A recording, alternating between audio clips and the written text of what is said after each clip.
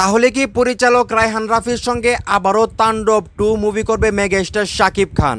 এই কথাটা আমি কেন বলতেছি, একদিকে তাণ্ডব মুভির আজকে 1 বছর পূর্ণ হলো এবং অন্যদিকে পরিচালক রায়হান রাফি কিন্তু একটা পোস্ট শেয়ার করেন যেখানে উনি যে ক্যাপশনটা দেন সেইটা পড়ার পর আপনারা চোখ বন্ধ করে বলে দেবেন হয়তোবা তাণ্ডব 2 আবারও খুব শীঘ্রই শুটিং শুরু হয়ে যাবে। তো কি বললো আসলে রায়হান রাফি ভাই সেইটা আমি আপনাদেরকে এখনই পড়ে শোনাচ্ছি। তার আগে একটা রিকোয়েস্ট, ভিডিওটা একটু শেয়ার করে দেবেন।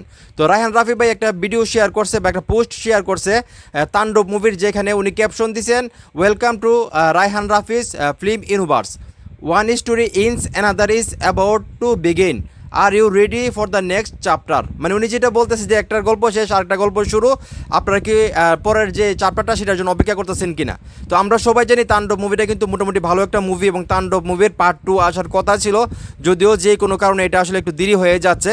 তো এখন রায়হান রাফির পোস্ট দেখে অনেকেই আসলে অঙ্ক মিলাইতেছেন যে হয়তোবা মেগাস্টার শাকিব খান খুব শীঘ্রই তাণ্ডব 2 আসলে শুটিং শুরু করতেছে।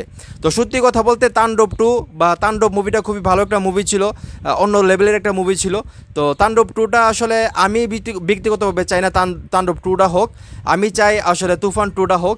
তো যাই হোক, এটা নিয়ে আমি অন্য ভিডিওতে কথা বলবো। এই যে রায়হান রাফি ভাই আসলে ওনার ফেসবুকে একটা পোস্ট করলো, আপনাদের কি মনে হইতেছে আসলে মেগাস্টার শাকিব খান কি তাণ্ডব 2 মুভি করবে?